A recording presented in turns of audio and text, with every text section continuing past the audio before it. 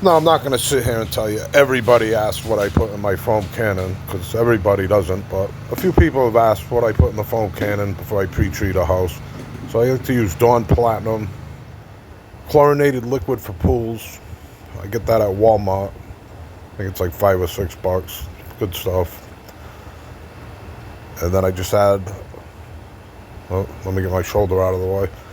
Then I just add Poland spring water, but any water. I just happen to have a bottle of Poland spring water for the video. So just top it off with water. It's a pretty good mix.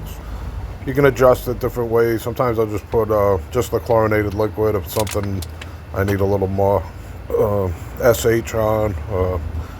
Can add sometimes I put a mold armor, use simple green. Depends what I'm washing, but there's a few other products I use. But this is my basic mixture. Gets a good thick foam, sticks on the house for a while, so chemicals have a chance to dwell and do what they need to do. But let me know what you think in the comments.